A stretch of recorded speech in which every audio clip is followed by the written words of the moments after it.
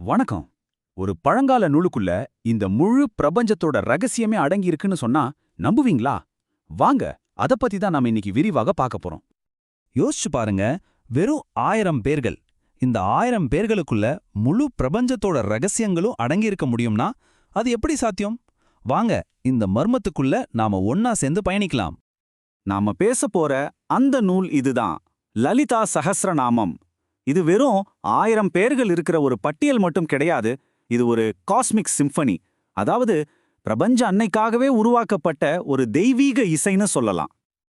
சரி, இவ்வளவு சக்தி வாய்ந்த ஒரு கீதத்தோட ஆரம்பம் எங்கிருந்து வந்துச்சு? அதோட கதை என்னன்னு தெரிஞ்சுக்க வேண்டாமா? வாங்க பார்க்கலாம். தந்திர சாஸ்திரங்கள்னு சொல்லுவாங்க, அதாவது சக்தி வழிபாட்டை பத்தி பேசுற பழங்கால நூல்கள். அதுல உடனடியா பலன் தரக்கூடிய பல சஹஸ்ரநாமங்கள் இருக்குதாம். ஆனா அது எல்லாத்திலயும் முதன்மையானது நம்ம லலிதா சஹஸ்ரநாமம் தான்னு சொல்லப்படுது. இதுவே அதோட சக்தி என்னன்னு நமக்கு புரிய வைக்குது இல்லையா? இதோட மூலம் எங்க இருக்குன்னு பார்த்தா அது ஒரு பெரிய கதை. இந்து மதத்தோட பிரம்மாண்டமான நூலகம் தான் புராணங்கள். அதில் இருக்கிற ஒரு முக்கியமான புத்தகம் தான் பிரம்மாண்ட புராணம்.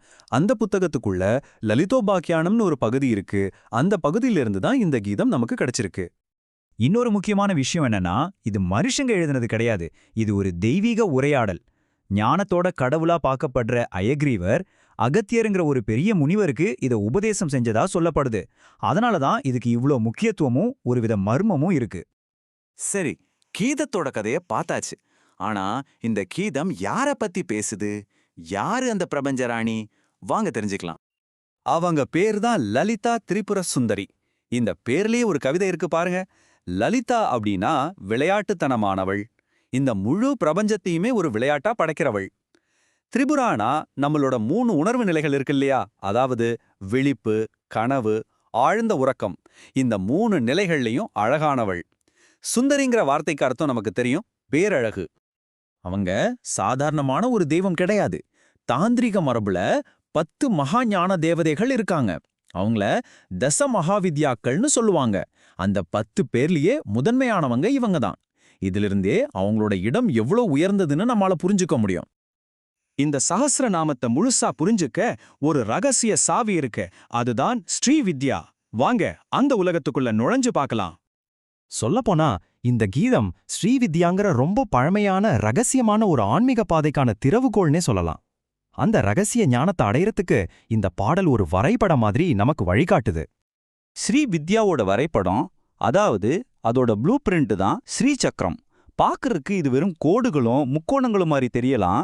ஆனா உண்மையில இது முழு பிரபஞ்சத்தையும், ஏன் அந்த பிரபஞ்ச அன்னையோட உருவத்தையுமே குறிக்கிற ஒரு புனிதமான வடிவியல் வரைபடம். இந்த ஸ்ரீவித்யா பயிற்சியில 3 முக்கியமான கருவிகள் இருக்கு. ஒன்னு மந்திரம், அதாவது புனிதமான ஒளி. 2வது யந்திரம், ஸ்ரீசக்கரம் மாதிரி புனிதமான வடிவங்கள். 3வது தந்திரம், இது வழிபாட்டுக்கான ஒரு முழுமையான கட்டமைப்பு. சரி, இப்ப வாங்க இந்த பிரபஞ்ச வரைபடத்துக்குள்ள என்னென்ன ரகசியங்கள் எல்லாம் மறைஞ்சிருக்குன்னு ஒவ்வொன்னா பிரிச்சு பார்க்கலாம். பிரபஞ்சத்தோட படைப்புக்கு அடிப்படையே 2 விஷயம்தான். ஒன்னு பிரகாஷா, இது சிவன், அதாவது தூய எந்த அசைவும் இல்லாத ஒரு பிரகாசமான உணர்வு நிலை, ஒரு ஒளி மாதிரி வச்சுமோங்களேன். இன்னொன்னு விமர்ஷா, இது சக்தி, அந்த ஒளியோட இயக்கம், அதோட படைப்பு ஆற்றல், அதாவது அந்த ஒளியோட பிரதிபலிப்பு. ஒளிய அதோட பிரதிபலிப்புல இருந்து பிரிக்க முடியுமா? முடியாது இல்லையா? அதே மாதிரி தான் சிவனையும் சக்தியையும் பிரிக்க முடியாது. அந்த பிரபஞ்ச அன்னை 5 பிரபஞ்ச வேலைகளை செய்றாங்க. 1 படைத்தல், 2 காத்தல், 3 அழித்தல், 4வது மறைத்தல், அதாவது உண்மையை நம்ம கிட்ட இருந்து மறைச்சு வைக்கிறது. கடைசியா 5வது அருளுதல், அதாவது நம்ம மேல கருணை காட்டுறது. இந்த முழு பிரபஞ்சத்தோட இயக்கமே அவங்க கையில தான் இருக்கு. இந்த பிரபஞ்ச நடனம் எல்லாமே மாயாங்கிற ஒரு பெரிய மாயக்குள்ள தான் நடக்குது. மாயனா என்ன? ரொம்ப சிம்பிள். ஒரே ஒரு உண்மைதான் இருக்கு. ஆனா அது நமக்கு பலவிதமான பொருட்களா, மனுஷங்களா, ஏன் இந்த உலகமாவே தெரியுது. இது ஒரு பெரிய தோற்ற மயக்கம். இத புரிஞ்சுக்க ஒரு சூப்பரான உதாரணம் இருக்கு. கயிறு பாம்பு உதாரணம். யோசிச்சு பாருங்க, இருட்டுல ஒரு கயிறு கிடக்கு. நாம அதை பார்த்துட்டு பாம்புன்னு நினைச்சு பயப்படுறான். அந்த பயம்தான் மாயை. ஆனா லைட் போட்டு பார்த்ததுக்கு அப்புறம் அது வெறும் கயிறு தான் தெரியுது இல்லையா? அந்த அறிவு தான் ஞானம். அதே மாதிரி தான் நாம பார்க்குற இந்த உலகமும் அந்த பாம்பு மாதிரி ஒரு தோற்றம் தான். உண்மையான கயிறு பிரம்மம், அதாவது அந்த ஒரே ஒரு உண்மை. சரி, நாம இப்போ அந்த பயணத்தோட உச்சகட்டத்துக்கு வந்துட்டோம். இந்த கீதத்தோட இறுதி நோக்கம் என்ன? அது நமக்கு என்ன சொல்ல வருது?